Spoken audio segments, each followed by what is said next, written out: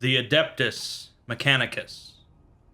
You can't have science fiction without the science, and the masters of science for humanity in Warhammer 40k are the Adeptus Mechanicus. Combining cyberpunk philosophies with elements of zealous piety, the Mechanicus are viewed with a mix of fear, awe, and curiosity.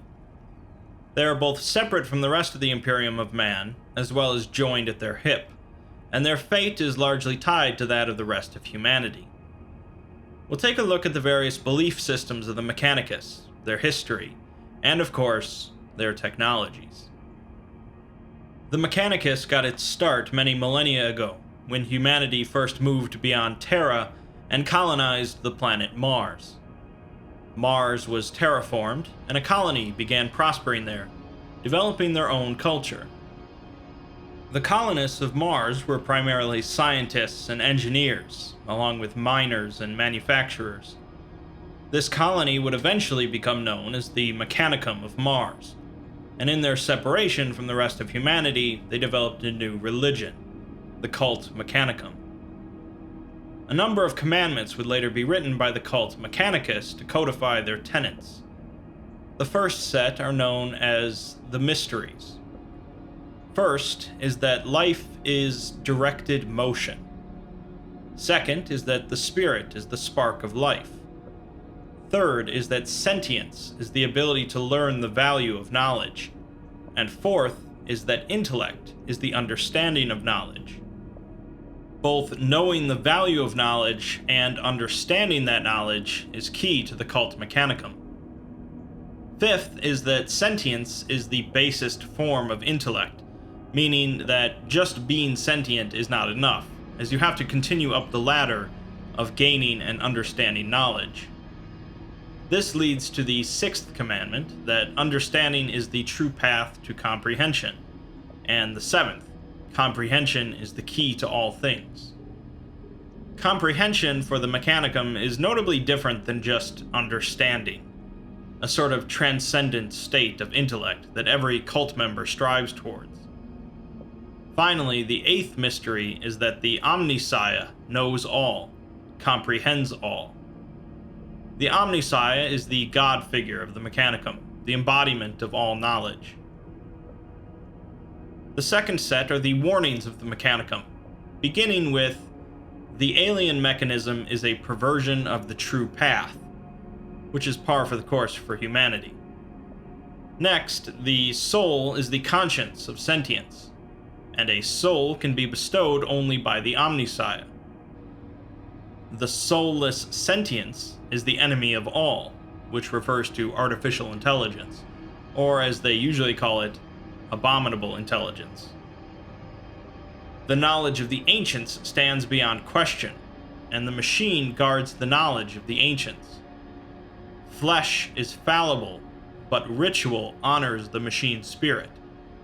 And to break with ritual is to break with faith. Let's break some of these concepts down, as they are essential to understanding the Adeptus Mechanicus and the Tech Priests.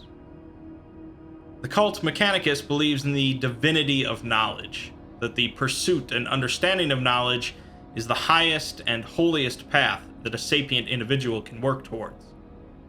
A man's flesh is weak and fallible, and ultimately their body is nothing more than a receptacle to hold their accumulated knowledge. Technology and machines are a concept of perfection, and tech priests will commonly cast off their mortal flesh in exchange for machined parts to bring themselves closer to their god, the Deus Mechanicus, also known as the Machine God. The Machine God is believed to be the progenitor of all knowledge, an omnipresent, omniscient force that is inherent in the universe. The Machine God has appointed humanity as its chosen people, and according to the Tech Priests, reveals its designs through selected prophets. Followers of the Machine God pursue knowledge in order to reach a transcended state of comprehension, so that they can understand the Deus Mechanicus. Since the cult Mechanicus believes that all knowledge already exists in some form, they are more devoted to safeguarding what they know and recovering technology from humanity's past than researching new technology. Additionally, the cult Mechanicus believes in the concept of machine spirits, extensions of the machine god that inhabit every piece of technology in existence. Whether or not a piece of technology functions is entirely based on its machine spirit's disposition. If a gun's machine spirit is happy, it will fire as it should, whereas if it is upset, the gun will certainly jam. To appease the machine spirits and make sure they are kept happy, the tech priests of the Adeptus Mechanicus will carry out countless exacting rituals involving prayers and very specific motions. If even a single screw is tightened incorrectly, it could upset the machine spirit inside of the piece of technology. As the final warning says, to break with ritual is to break with faith. So it's less about understanding exactly how a piece of technology works, and more about believing in a ritual that appeases a divine force. I've been using the terms Mechanicum and Mechanicus interchangeably, but they are not the same group. The Mechanicum was the original organization that developed on Mars, and would later be fractured during the Horus Heresy. The members of the Mechanicum that remained loyal to the Emperor became part of the Adeptus Mechanicus, renamed to distance themselves from the heretical Dark Mechanicum, and they became more integrated with the Imperium of Man. Let's go back to the original Mechanicum on Mars, however. The colony on Mars was largely independent from Terra, and so during humanity's initial conquests of the stars, both the Terrans and the Martians conquered a number of their own planets. The Martians made these planets into massive forge worlds, covered with countless factories continually outputting endless scores of machines.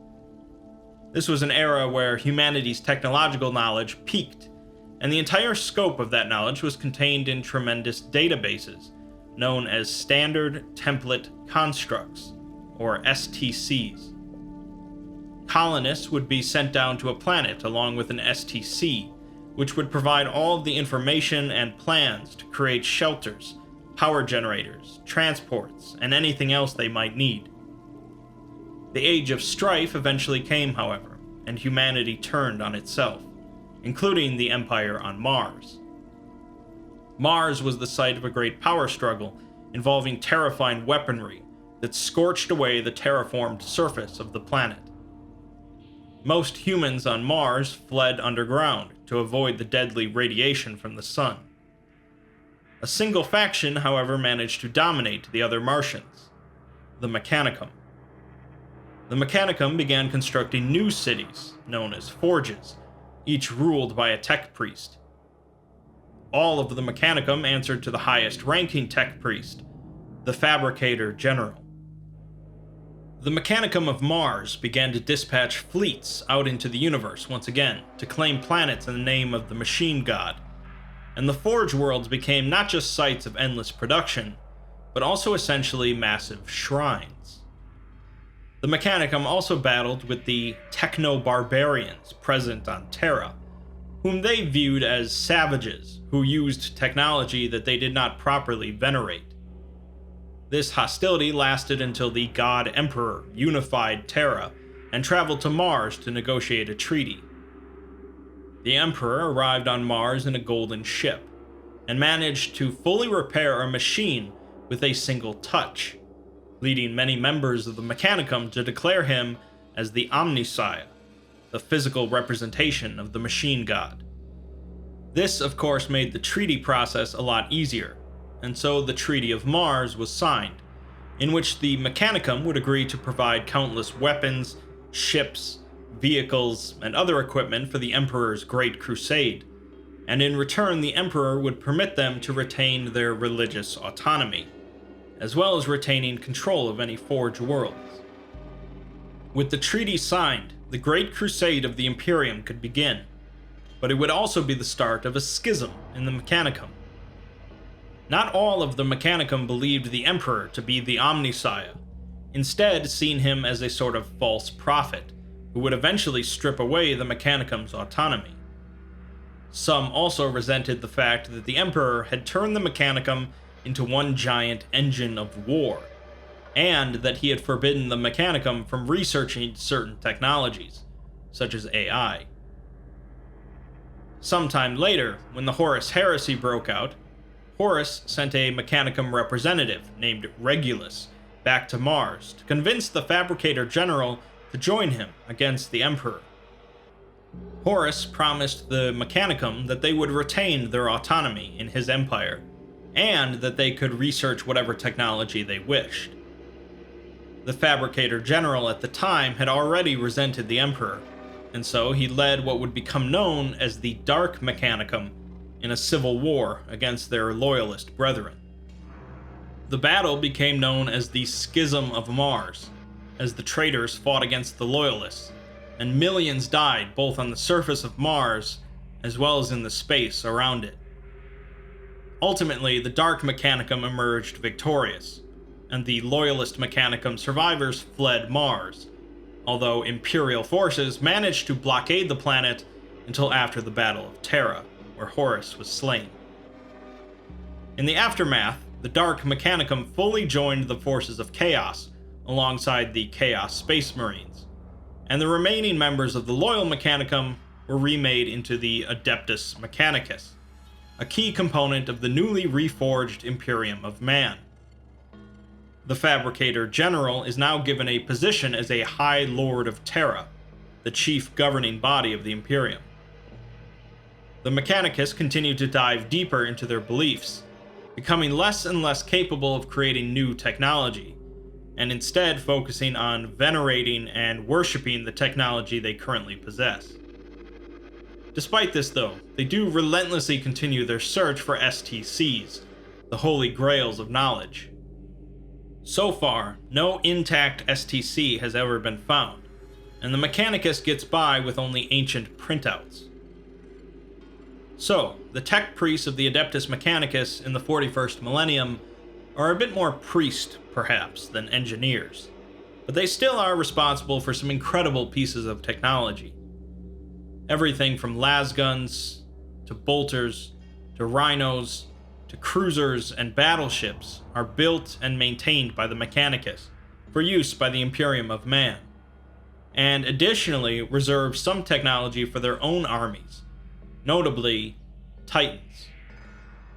A Titan is a massive robotic mech ranging from 50 feet tall to hundreds of feet tall or larger.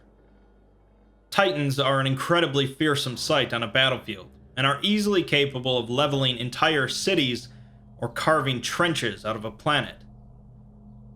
The Mechanicus also field some of the mightiest ships available to humanity, called Arch Mechanicus, used as part of their ongoing quest to find and reclaim STCs. The primary infantry of the Mechanicus are the Scitari, fanatical warriors heavily augmented with cybernetics, capable of fighting in almost any atmosphere, and equipped with advanced weaponry. The Mechanicus are also responsible for creating servitors, mindless drones used to carry out simple tasks across the Imperium. Either vat-grown or made from lobotomized criminals, servitors are capable of acting with only the most basic instincts, programmed to only follow a task they're designed for. They generally feature cybernetic enhancements related to tasks such as carrying heavy loads or mining, but there are some servitors that carry out combat roles. Most of humanity in Warhammer 40k is wrapped up in a zealous belief in a religion, and the Adeptus Mechanicus are an interesting facet of that. Rather than continually moving forward to create newer and more impressive technology, they only look towards the past in a desperate hope of finding lost knowledge. They have complete and utter faith in the Machine God, but there might be something rather interesting about the Machine God. It's said that many millennia ago, the man who would become the Emperor of Mankind battled with a creature known as the Dragon of Mars, and sealed it away deep underneath Mars, in the Noctis Labyrinth. It's unknown why the Emperor imprisoned this creature instead of just destroying it, but it's possible that he lacked the power to do so. It's unknown, but believed, that this dragon is actually a Catan, the oldest creatures in existence that betrayed the Necrons and went to war with the Old Ones. This Catan, named Magladroth, or the Void Dragon, was said to be the most powerful of the Catan, and it's unknown what its fate was after the war in heaven, but it's believed to be slumbering beneath Mars. There are discussions then that what the original Mechanicum worshipped was not an omnipresent machine god, but instead a Catan sleeping underneath Mars. This is all hearsay at the moment, but the ramifications could be drastic if this were the case. Combining cyberpunk with religion is a very interesting combination, and the Adeptus Mechanicus end up being one of the most interesting aspects of humanity in Warhammer 40k. It's said by some that the Imperium could not survive without the Mechanicus, but the Mechanicus could survive without the Imperium. While that's certainly a topic for debate, it would be interesting if a schism ever developed between the factions, especially if the Catan underneath Mars actually woke up. Either way, the Mechanicus operate in a very complicated and conflicted form, caught between a yearning for knowledge and a fanatical devotion to ancient rituals.